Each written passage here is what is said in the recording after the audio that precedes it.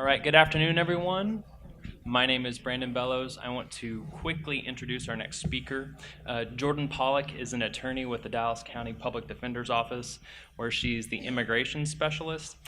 Prior to joining the Dallas County PD, she worked with Equal Justice Works as a fellow in Los Angeles, where she handled immigration issues. So she's got a lot of background in the intersection of immigration and criminal defense law. So I'll pass it over to you, Jordan. Thank you so much for having me today. And I just wanted to say thank you to TIDC. My entire position exists because of the generosity of their funding and taking a chance on Dallas County. We were the first public defender in the state to have an on-staff full-time immigration attorney. We're 3 years into the program now. And so, yeah, I'm really excited to get to talk to you a little bit about how our program works. This is an incredibly exciting and volatile time to be working in the intersection of immigration law and criminal defense. So I'm going to try to be gentle in my discussion of it, but obviously these are somewhat hot button issues, so hopefully if you can hold your enthusiasm till the end. If I say anything, yeah, okay. So I wanted to first talk about what sort of brought crimmigration to the forefront of criminal defense, and that was the Supreme Court's decision in Padilla versus Kentucky. And I'm sure everyone here knows about Padilla versus Kentucky, but I want to give a little bit of context for the decision. Padilla versus Kentucky was a decision by the Supreme Court about the obligation of criminal defense attorneys to advise non-citizen defendants of the immigration consequences of any plea. And the reason that this was really watershed was that there had been a lot of changes in immigration law before 2009, when this case went to the Supreme Court. Basically, in 1996, the Immigration Code got rewritten. And there were really massive changes that occurred. Before, immigration attorneys were able to plead a lot of discretionary factors. You could go in front of the immigration judge and talk about your client's long history in the United States, about their work history, about their relationship to their family. And a lot of times the judge could grant in your favor. In 1996, the code was rewritten to create a lot of mandatory bars to immigration relief and mandatory deportation grounds. And that meant that the second that you had a certain state law conviction, you would have an almost automatic immigration outcome. And that sort of brought the rise of what we call crimmigration, which is this merging of the immigration system with the state criminal law system. So Mr. Padilla's case is interesting because he was a Vietnam War veteran. He had been a green card holder for 40 years. And he was arrested in Kentucky for transporting a sizable amount of marijuana. And his defense attorney said to him, "You served your country in the war. You've been here 40 years. You can't be deported. Don't worry about it." Pleads him, which was terrible advice. That's a drug trafficking offense. He's an aggravated felon, pretty much mandatory deportation. It went up to the Kentucky Supreme Court, and the Kentucky Supreme Court said, that's outside of the role of a criminal defense attorney. This is immigration. It's collateral. He had no obligation to advise him. We're cool with it. Let the conviction stand. And it went up to the Supreme Court, and they issued this decision, which I say is a decision that made like thousands of defense attorneys weep, because immigration law is really complicated. And the Supreme Court said criminal defense counsel is now obligated to advise non-citizen defendants on an incredibly complex area of law. So, And one last thing I wanted to say about the Padilla decision before we move on is that I think, of course, Padilla is most famous for saying that the Sixth Amendment extends to sort of this immigration advice, right? The Sixth Amendment obligation to be an effective attorney, you have to advise on immigration. But also, I think Padilla is really a decision about proportionality. And I think if you want to have criminal justice outcomes that are proportionate to the crimes, you sort of have to rope in these immigration consequences in those conversations, right? If certain theft punishment will result in probably permanent banishment for someone who's lived in this country their entire life, we should probably be talking about that at the plea stage, right? Because at this point, the two systems are so intimately intertwined that we have to start this conversation earlier. And if we want to have proportionate punishments, we need to be talking about immigration. And I think that proportionality conversation is an important backbone, especially as defense attorneys, when we talk to the prosecution and when we talk to the judge. And I'm going to get into that a little bit more later. So what is a defender's duty under Padilla? When Padilla came down, there was a lot of debate about what defense attorneys needed to do, and we have a lot of case law since Padilla that I think clarifies it. And in the Fifth Circuit, we have a really great case that I would recommend folks read if they're interested in this topic called Batamula. The defendant's name is Innocent Batamula, which is a great defendant's name if you're going to challenge the law. And it gives us kind of a broader sense of what defense counsel, I think, should be doing. When I do an advisal for a non-citizen, I advise them on how they can avoid being deportable or inadmissible, trying to keep them out of immigration court. If they're going to end up in immigration court, how can we try to protect their relief in immigration court? Are they going to be able to travel? Sorry, I have a loud voice already with the mic. If I'm blowing anyone's ears out, let me know. And I've had like 4 coffees. Advise them on their ability to become a citizen someday, and try to then be a good advocate and help them avoid some of those negative consequences. So I think it's a pretty broad understanding of what is required under Padilla. This has been met with a lot of pushback when I first started, but Batamula is a really great case to read if you want to know why I think that. Just 2 seconds on Batamula because it's such an interesting decision. The Fifth Circuit basically, in the Batamula's case, he wasn't advised by his defense attorney, but the judge admonished him. And so when it went up on appeal the first time, they said, well, the judge admonished him, he was admonished, that's good enough. And the court in Batamula really came down pretty strongly and said the judge's obligation to admonish a client about immigration consequences is not the judge giving your client immigration advice on his specific situation. He's just trying to see. Really, the judge's job is to see, is this a knowing and voluntary plea? Has this client talked to their own attorney? Has this client gotten good representation from their attorney? Did they have that conversation? This isn't the judge's job to give your client immigration advice. And I think this is something that's gotten a little bit confused over the years. And I hear judges sometimes say, if you plead to this, you will be deported. They're trying to be like real firm, thinking they're gonna stop a writ in the future. But it doesn't work that way. First thing, that very well might be incorrect advice, and it's probably not helpful. Like, you could be busting up a perfectly good plea because you think telling everyone that they will be deported is the best way to avoid a writ, and that's just not true.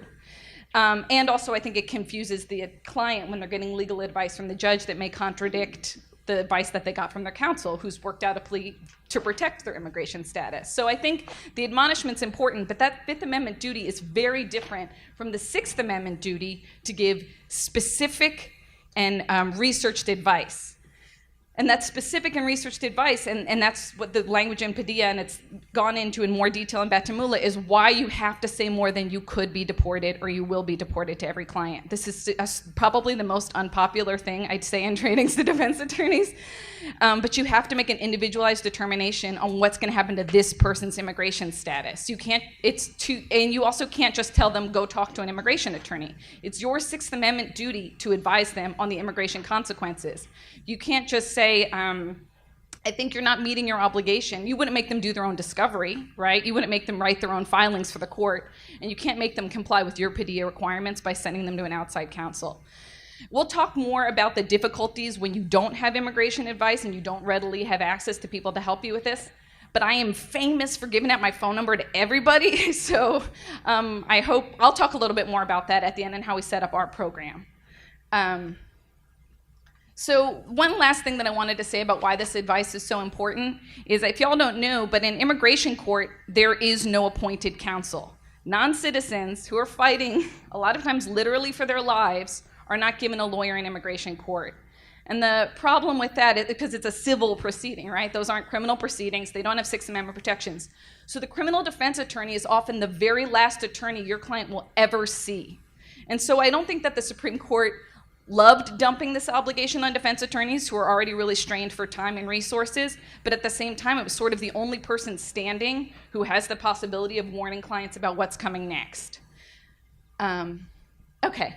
One thing that's in Padilla that a lot of people don't know is that they actually take a real quick second to point out that the prosecution is supposed to be looking at immigration consequences as well, right? When we're talking about proportionality, if you're trying as a prosecutor to come up with a proportionate punishment, you need to look at the immigration stuff too. So many prosecutors have said to me, why would I give a better deal to a non-citizen than I would give to a citizen? And I always respond, you're not giving a better deal to the non-citizen. You're trying to come up with a punishment that is appropriate for whatever the misdeed was, right? And a lot of times with creative lawyering, you can come up with an immigration neutral punishment.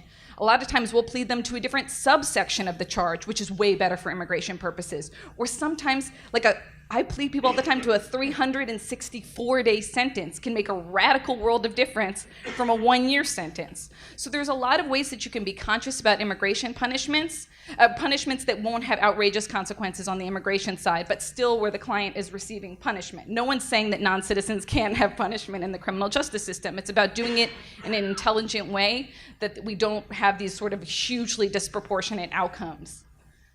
Okay. So another really interesting case just came down from the Supreme Court this summer, and I had been following the case, and I have to say I'm kind of surprised that the Supreme Court shook out like this. So Mr. Lee was not advised by counsel on the immigration consequences of his charge, but there was actually a lot of evidence of his guilt. So he kept saying he was concerned about immigration consequences, ends up pleading, thinking it's not going to be a big deal, and then of course he's subject to mandatory deportation. But the problem is, and this is what used to happen all the time on writs, although he could prove the first prong of Strickland, his attorney gave him ineffective assistance of counsel by not advising him. A lot of clients lost on the second prong of Strickland, which was that they couldn't prove harm, right? Like, he would have been convicted anyhow. Who cares that he wasn't advised? And the Supreme Court did this kind of wacky thing where they were like, well, it's really about the client's sort of subjective understanding of what they would have done if they had that advice. And we're going to say that he meets the second prong of Strickland, even if it was sort of a Hail Mary trial request, which it almost reads like it's a more favorable second prong of Strickland for non-citizens. But really what it is they're just saying non-citizens have a different calculus sometimes than citizen criminal defendants. And Mr. Lee had made very clear that the number one thing he was worried about was being deported. And so the Supreme Court said, we think he meets the burden to show that he would have done something differently. He would have tried for trial if he had understood that this would result in mandatory deportation. So this is a really important decision, particularly for judges that are hearing writs. I think the second prong of Strickland is forever different now on Padilla claims because of Lee. So it's a really exciting decision for people who care about non-citizen defendants and sort of stressful for everybody else. Okay. So I did want to talk a little bit about the Dallas County program itself to explain how we're doing it in Dallas, and I think some of the things we've learned. Because when I started the program, there wasn't a program, so I had to design my intake sheets, and we had to design a system. And so hopefully I want to share a little bit about what I learned through that process. I do all my advisals in writing, which sometimes I wake up in the middle of the night terrified that everything I write and I say to clients is written down, and if I make a mistake, it's going to come back at me, and that is scary. But there's a couple reasons why I think it is the best way to do immigration advisals. First thing is, you guys know, or especially those of you who are criminal defense attorneys, clients during plea and in that the holdover before a plea are told so many different things by their attorney. Their ability to hold all that information in their heads is low. Secondly, a lot of times these are actually really complicated statutory arguments. And by having them in writing, I like to set it up so that, and I was an immigration attorney, not talking bad on all of them, but there's a lot of really garbage immigration attorneys out there. And I think to have the legal work done and written up in case the client hires someone who wouldn't be able to do the legal analysis or wouldn't take the time to do it, you're making it so that they can move into the next proceeding with real knowledge about what their options are and what you tried to work out. And especially if you work out a plea where you've protected their immigration status, to let them go on to the next proceeding with no documentation about why that plea was safe or what it, and some of my paperwork for clients that are going pro se, I'm like, if you need to, you can show the judge what I wrote. If you're worried that the immigration judge won't understand why you're not deportable based on this offense. So the advisals come to me written, the referrals come to me written. It's a one-page sheet. All the PDs in my office carry the sheet around in their folder. One of the first questions they ask a new client, they say, are you a non-citizen? Or first thing, I always ask, where are you born? Are you a citizen? Creates, like, I feel like a panicked response, and a lot of times people are just like, yeah, absolutely, no problem. But if you ask them where they were born, it's a more complicated lie for a lot of people. And then you can sort of get to the true story. If they're a non-citizen, they fill out the referral sheet, which they give to me, and then I write this written advisal memo with a cover letter for the client on every single non-citizen case. So it is labor intensive, and we're really lucky in Dallas County that we have the staffing that I can be doing this full time. But that's at least the process. So like I said, I advise in every memo on inadmissibility and deportability. Basically, are they going to be put in immigration court? What type of relief would they have in immigration court, and trying to protect their ability to travel or to naturalize. And I'm also working on a manual on all the Texas offenses and their immigration consequences, which is a very big effort that TIDC asked me to do in 4 years. And at the beginning of 4 years, I was like, yeah, no big deal, all the Texas criminal offenses. How hard could that be? So I'm working on it, and I have another year, guys. But we should, at the end of next year, have at least a first pass at the manual. The law is really volatile, so it's going to be one of those things that once the manual's out, you're going to still need to keep checking it. So advisals. So I do about 50 advisals a month, more or less, right now. Some months are higher. My first months were lower because we were just sort of getting the word out. And one thing that has been really great about working in a public defender's office, but I know that the managed counsel program in Austin has a similar, has a full-time person as well, is about creating a culture where people are focused on trying to help non-citizen clients and focused on the immigration issue. I'm really lucky because I work in the public defender and I've been there 3 years, and I'm like so annoying and I'm around all the time that people have started to really care about non-citizen clients. We get to do really creative, interesting pleas. We get to protect people's immigration status. But that is a culture that takes time to build. When I first started, people kept saying, oh, well, all non-citizen clients, they're all screwed anyhow. Why am I going to waste my time? And it takes time to build a culture where you can, A, show them that you're a resource and you're there to help, and B, also show them that there's a lot to be done for non-citizen clients. So I think while places that have just a straight wheel would be probably harder to build that culture, I think that is an important consideration when you're thinking about what to do, is how to create a culture where people care about this stuff and where they're referring cases to you. And also appointed attorneys in Dallas can refer their cases to me also, and I do all their referrals for free too. And so now I hear a lot from the private bar, and then I also just hear from people around the state. I also do a lot of trainings for criminal defense attorneys, and that's been really great, and that's also part of building that culture about how you deal with non-citizen defendants and sort of not giving up on non-citizen defendants. And what's been interesting too in Dallas County is they never had anyone in the county working specifically on non-citizen defendant issues. And so we were able to identify a bunch of weird things that were happening because it was the first time that anyone sort of had their eye on that population generally. And I'm going to talk a little bit more about detainers and holds in a minute, because I think we've identified some of the difficulties in managing those cases because of the detainer issue. So that's another advantage of having a dedicated person in your community, is that you're going to be able to identify where there's problems in the system because you have one person with their eye on it. So I think there's a bunch of different ways that different counties can comply with Padilla.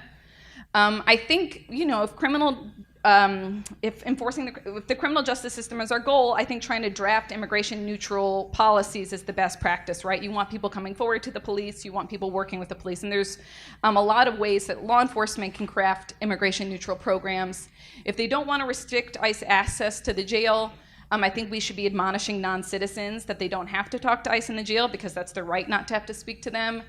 And it's really important that we give district attorneys discretion to talk about immigration status. I've given trainings where people say to me, oh, the DA says they can't consider immigration status. And I'm like, ooh, because Padilla says otherwise. And it's important because defense attorneys don't work in a bubble alone. You can't comply with Padilla without some sort of cooperation from the different sectors. Same thing with the judges. Give your attorneys time to get immigration advice. I mean, for counties that don't have an immigration attorney, just the way you would appoint an investigator, you should give them funding to call an immigration attorney and pay for a consultation. I mean, that's what it takes to comply with the Sixth Amendment. And if you would appoint an investigator, I don't know why you can't appoint an immigration attorney. And like I said, we already talked about the judicial admonition, but this understanding that it's not the judge's role to be giving actual legal advice to the client. It's just warning them, you have the right to this advice. If you're not getting this advice, that's a problem, and I'm not going to accept a plea until I know that you understand the immigration consequences. Not that I'm telling you what the immigration consequences are. But probably most importantly is it's really helpful to have someone on staff. If you're in a small county, I think it would be a great idea for a bunch of counties to get together maybe and try to share an immigration attorney. I think there's ways to make this work on another scale, and I'd be happy to talk to anyone about what we do in Dallas and things I've learned talking to folks in other counties. I do want to talk for a quick second, just because the landscape has changed so much with the new administration and ICE detainers. So before under the Obama administration, there was a list of priorities of who they were interested in taking out of the jail and into ICE custody. They were putting detainers only on certain level offenders. or people with certain types of criminal history. And under the new administration, they decided that they want anyone. So if I have a guy that comes in on a failed ID and that failed ID is dismissed, I can't get the hold lifted anymore, even if there's no criminal charge, which is a really different environment than I was working in a year ago, and it's been a lot of adjusting for all of us under the new system. But it also doesn't mean that everything has changed. A lot of clients, so I felt like I cured that, like, well, what can I do for non-citizens? It doesn't matter. And then the administration's changed and everyone's like, why are we even bothering now? They're gonna deport everybody. And that's still not true. Your clients that have immigration status, if they have green cards or TPS or asylum, nothing changes for them. The new enforcement priorities only deal with undocumented people, okay? And then, in some ways, it's even more important because everybody's going to immigration court now that's undocumented. Preserving that relief matters now more than ever. This isn't going to be an issue where 4 years from now, a client comes back and says, oh, you didn't advise me. The person's going to ICE now. And so getting a plea that's immigration neutral, if possible, has never been more vital than it is under the current administration. Right, so in Dallas, anyone who hits the Dallas County Jail is going to have an ICE hold, but at least some of the smaller jails, people can bond out before there's an ICE hold. So I always tell clients, I'm like, walk around with a ton of cash and bond out if you can. I mean, that's not really practical advice, but if you can bail out immediately in a small county jail before you have a hold, you should bail out immediately. I always tell clients, don't talk to ICE in the jail. Being nice to ICE doesn't get you anything except deported. They don't need to answer any questions. People don't need to let ICE into their house unless they have a signed warrant. I discourage most clients from traveling right now unless it's an emergency. And then now we've had a lot of issues where probation is collaborating with ICE, so even people on probation are getting picked up. So sometimes now that back time offer is the best option because you're just trying to keep them out of the incredibly efficient pipeline to ICE. So I'm very gently going to tread on this one, only because it's important to know that the injunction is in place and what is allowed and what isn't allowed, and because they enjoin the First Amendment stuff, so I can talk about Senate Bill 4. And this is like my second to last slide. So, right. So the bill, I'm not going to talk too much about the initial bill. Basically, you were supposed to it was like mandatory cooperation with anything that ICE wanted, and you couldn't speak out if you didn't like cooperating with ICE or you thought there were policy issues that were not good. You weren't allowed to speak about it, and you could lose your office and stuff like that. But I'm untouchable now. No, just kidding. The injunction's just in place. So the injunction's in place. You're allowed to speak policy-wise what you think about Senate Bill 4. You can have a lively discussion on the merits of what you think collaboration with ICE on a local level is. Local jails are not required to comply with ICE detainers under the injunction now, before it was mandated under the bill. Although police officers are permitted to ask about immigration status now, they're permitted. They're not required. You can't make all your officers ask about immigration status. You can't stop anybody because you think they've committed an immigration violation, and you can't prolong their detention over an immigration issue. So it gives more discretion back to the police and a little bit more discretion back to communities to decide how they want to interact with federal law enforcement. This is my last slide. I just want to clear up a little bit of the conversation about ICE detainers and mention a few of the challenges in representing clients with ICE holds. ICE holds aren't mandatory, even from ICE. ICE acknowledges that they're just a request because they can't mandate, because it's the 10th Amendment, and they can't mandate the states to do their bidding for them. So there've always been a request, and it's the policy of the county whether or not they want to honor it. It's not a warrant, or it's not anything like a warrant. It's not signed by a judge. It's signed by an ICE officer who's basically a civil police officer. There's no standards for their issue. They don't have any standards to issue them. They don't even have to prove that the client's deportable. And there's been a ton of litigation nationwide about whether or not it's a Fourth Amendment violation for local law enforcement to hold people on a civil violation, right? In the injunction, the judge actually is like, it's pretty clear it's probably a Fourth Amendment violation, so I can't compel the states to be violating clients' Fourth Amendment rights. And they're expensive because they're holding, and this is where the one cost thing that I want to say on my last slide is that a lot of people don't think about the full cost of ICE detainers because people are thinking about the 48 hours after you dispose of the case that ICE comes to pick them up. I'm so tired of people saying, oh, it's just 48 hours, it's just 48 hours. What about all my clients that can't bond out now? Once you have an ICE detainer, the second you pay bond, you go straight to ICE. So all these clients that would have who are waiting for a trial date, who would normally have been PR bonded out, can't PR bond out because they're going to go straight to ICE. So they're sitting in jail waiting for a trial date. Or all my clients who could have done probation as a punishment Well, they can't comply with probation because they have an ICE detainer, so they'll never get to go to probation, so they're doing jail punishments. In Dallas, we have some pretrial diversion programs like memo programs and CD programs. I can't get my clients into any of those because of the ICE detainer, because the second they're released from custody, or if they were going to go to treatment, the second they go to treatment, they go to ICE instead. So you have a ton of clients sitting in jail waiting for trial or waiting to dispose of their cases, and who would not be there were it not for the detainers. And you have a ton of clients doing jail punishments who wouldn't do jail punishments. So when we talk about the costs, I always think that's a really important factor to understand, is that we are disposing of non-citizen cases differently because of the detainers. And then there's a lot of lawsuits. Okay, so that's the end of my presentation about representing non-citizen defendants. For defense attorneys, I have a much more detailed presentation about representing non-citizen defendants. But if anyone has any questions about the Dallas program or anything, let me know.